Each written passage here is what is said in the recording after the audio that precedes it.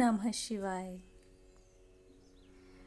मैं और मेरे भोलेनाथ दोनों ही बड़े भुलक्कड़ हैं। वो मेरी गलतियां भूल जाते हैं और मैं उनकी मेहरबानियां। नमस्कार दोस्तों, आशा करती हूँ आप सब स्वस्थ होंगे, खुश होंगे। शिव पार्वती एक अमर प्रेम कथा से हमें क्या क्या सीखने को मिलता है, आइए जानिए और इससे हम क्या सीख लेके अपने जीवन में धारण कर सकते हैं, समझते हैं। आइए शुरू करते हैं। हर हर महादेव। शिव पार्वती का प्यार हमें समानता का महत्व समझाता है। उनका संबंध दिखाता है कि प्रेम में समर्पण और सहयोग दोनों का होना कितना आवश्यक है।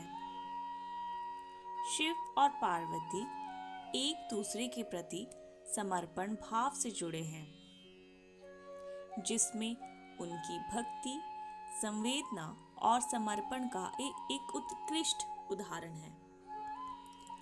उनका प्रेम हमारे समाज में ये भी बताता है कि स्त्री और पुरुष या अन्य किसी भी भिन्नता के बावजूद प्रेम और समर्पण में एक दूसरे से जुड़ने की शक्ति होती है।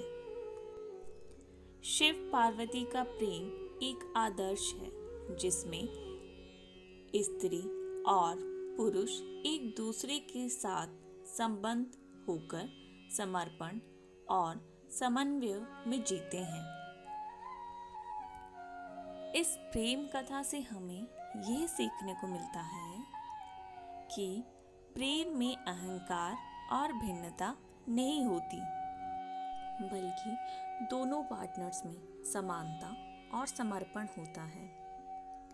शिव और पार्वती का प्रेम हमें दिखाता है कि प्रेम में सार्वभौमिकता और एकता का भाव होता है, जिसे हम अपने जीवन में भी अमल में ला सकते हैं।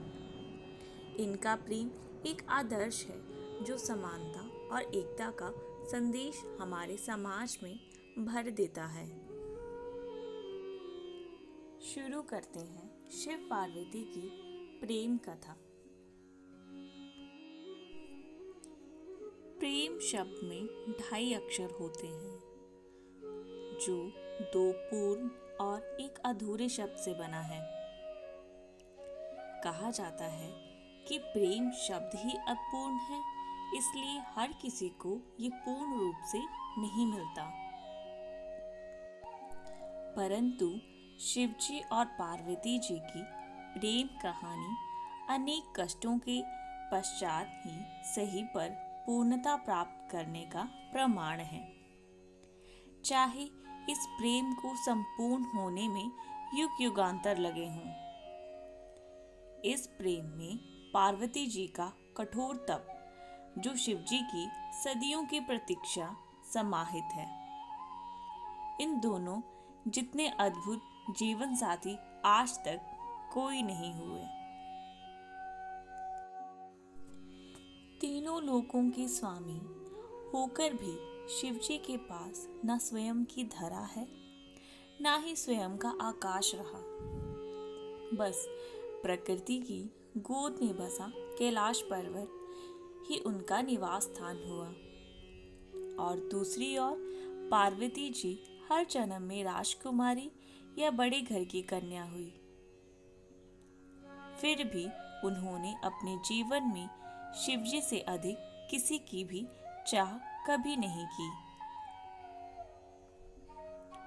शिवजी सकल सृष्टि के स्वामी, परंतु अज्ञानियों की दृष्टि में एक अघोरी से ज्यादा कुछ नहीं।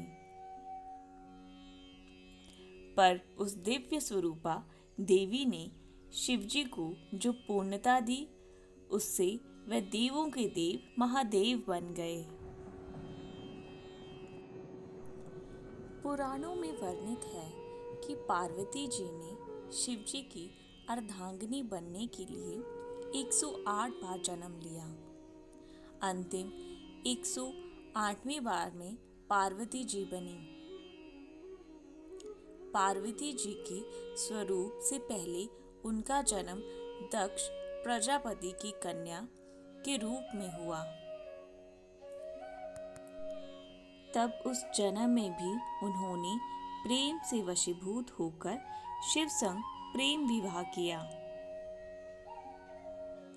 परंतु उनके पिता प्रजापति की इच्छा रही थी कि सती विष्णु जी को वरण करें, ताकि वे सब प्रकार के वैभवों से युक्त व प्रसन्न रहे। पर सती तैयार ना हुई, बल्कि उन्होंने घोषणा कर दी कि मेरा वास्तविक सुख तो महादेव में निहित है। सती रूप में शिवजी की भक्ति की और दृढ़ता से उन्हें पति के रूप में पाया। इस बात से दक्ष प्रजापति शिवजी के विरोधी बन गए और अपना सबसे बड़ा शत्रु अपनी ही जमाता अर्थात शिवजी को मान लिया। शिवजी को तुच्छ दर्शाने के लिए दक्ष ने एक महायज्ञ का आयोजन किया, जिसमें सभी देवी देवता, यक्ष, किन्नर, साधु, संत, ऋषि मुनियों को बुलाया गया, बस स्वयं की पुत्री और जमाता को छोड़कर। इस यज्ञ में जाने हेतु पार्वती जी ने शिव जी को समझाया कि आमंत्रित तो परायों को किया जाता है, अपनों को नहीं, और वह वहां बिना बुलाए पहुंचे तो उन्हें बहुत अपमानित होना पड़ा।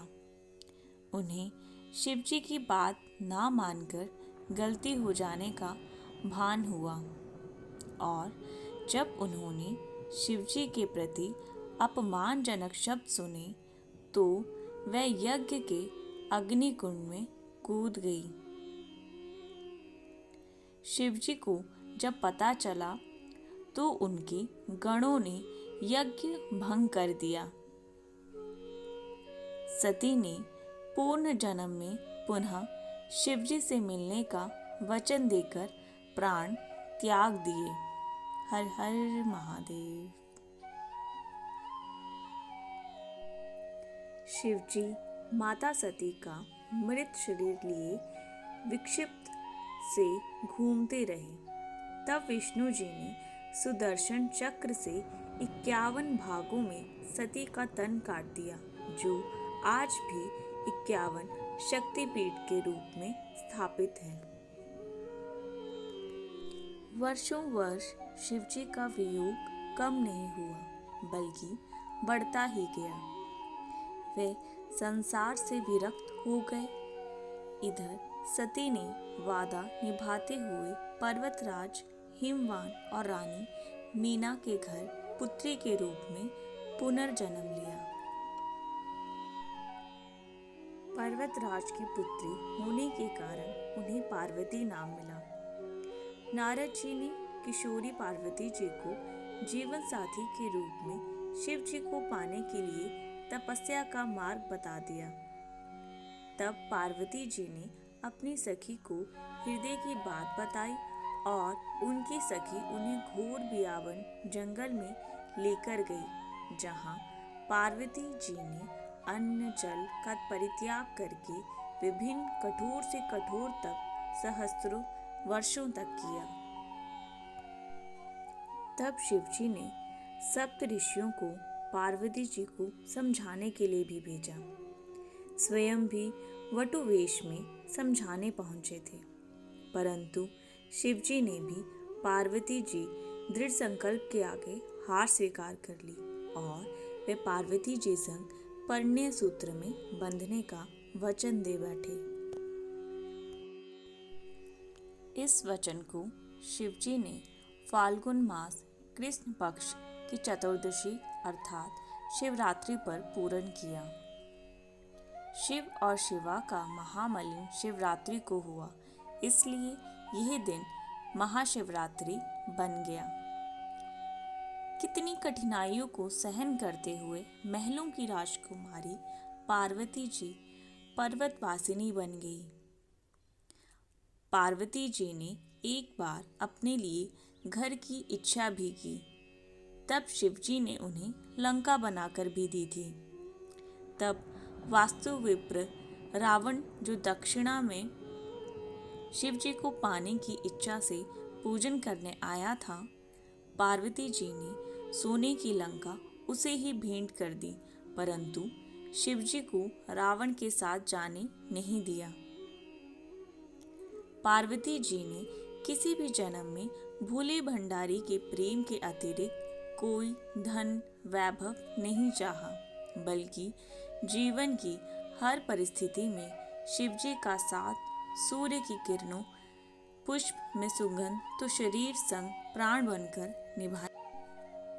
वहीं शिवजी ने भी तो हर जन्म में पार्वती जी की प्रतीक्षा की। शिवजी जो गले में मुंडमाला पहनते हैं, वो पार्वती के हर एक जन्म का ही तो प्रतीक है, जिसे वे हृदय से लगाए रखते हैं। वास्तव में पार्वती जी अनेकों कठिनाइयों से ही तो शिवजी ने भी अथाह वियोग सहा, जिसे सभी कुछ सरलता से प्राप्त हो जाए, उनका जीवन कभी पूजनीय नहीं बनता।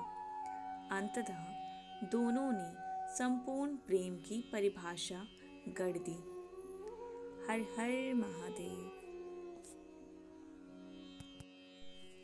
आज के युग में जहाँ प्रेम प्रीत के मायने बदल गए हैं, जहाँ प्यार का स्थान अर्थ भोग विलास ने ले लिया है, वहाँ शिव शिवा का निश्चल निस्वार्थ अडिग प्रेम सभी के लिए प्रेरणादायी है। तभी तो आज भी भक्तगण सदियों बाद भी इस संपूर्ण हुए प्रेम के दिवस को महाशिवरात्रि के रूप में विशेष उल्लास, उमंग, ऊर्जा से मंदिर, घर, पंडालों में पूजन व्रत करते हुए रात्रि जागरण के साथ मनाते हैं। साथ ही महादेव और महादेवी से इसी तरह के पूर्ण प्रेम को पाने की कामना करते हुए जीवन में संपूर्णता और सकल सुख पाने की भी इच्छा करते हैं। दोस्तों, अगर इसी तरह की स्पिरिचुअल ज्ञान भरी बातें आपको और जाननी हैं, तो हमारे चैनल को सब्सक्राइब करें, लाइक करें और शेयर करें। और हाँ, बेल आइकन प्रेस करना ना भूलें। धन्यवाद।